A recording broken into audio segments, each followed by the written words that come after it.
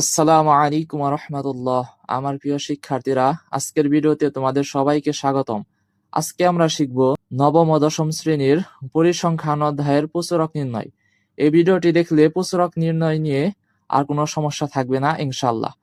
তাহলে চলো আমরা শুরু করি।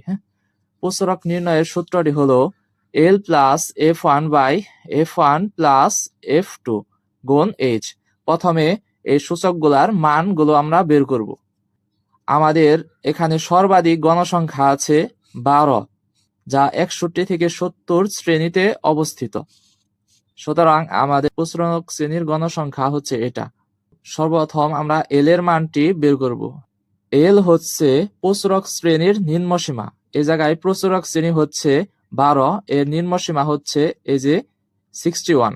তাহলে এল সমান হবে আমার 61।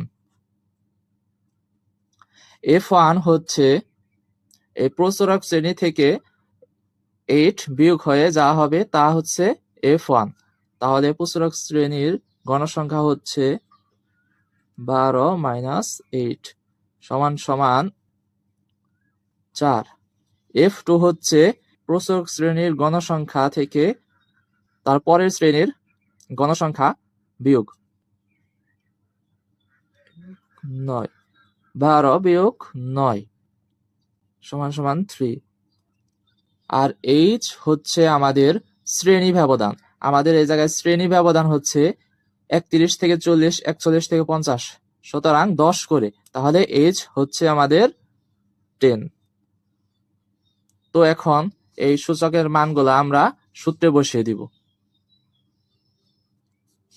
L এর মান পেয়েছিলাম 61 প্লাস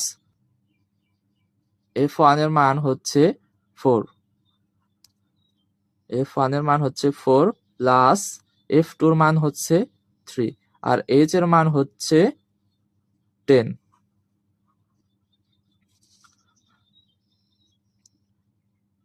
তাহলে এখন আমরা 61 যোগ নিচে 4 এবং 3 যোগ করলে 7, এবং 4 আর 10 গুণ হবে জায়গায়।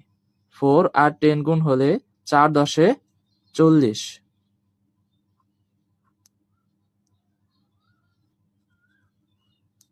এখন 40 কে 7 দিয়ে ভাগ করব। 14 ভাগ হচ্ছে 7 আসে হচ্ছে গিয়ে আমার 5.7।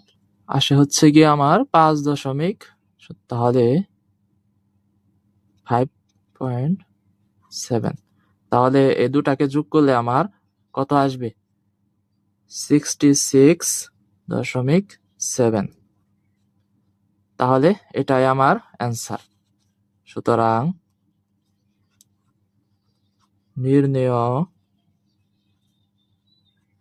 প্রচুরক 66.7। আশা করি বুঝতে পেরেছ। যদি কোনো প্রশ্ন থাকে কমেন্ট বক্সে জানাও। আজকের মতো ভিডিওটি এই পর্যন্তই। দেখা হচ্ছে অন্য কোনো একটি ভিডিওতে ইনশাল্লাহ। আর কে কোথা থেকে আমার এই ভিডিওটি দেখতেছ কমেন্ট করে জানাও। আসসালামু আলাইকুম ওয়া রাহমাতুল্লাহ।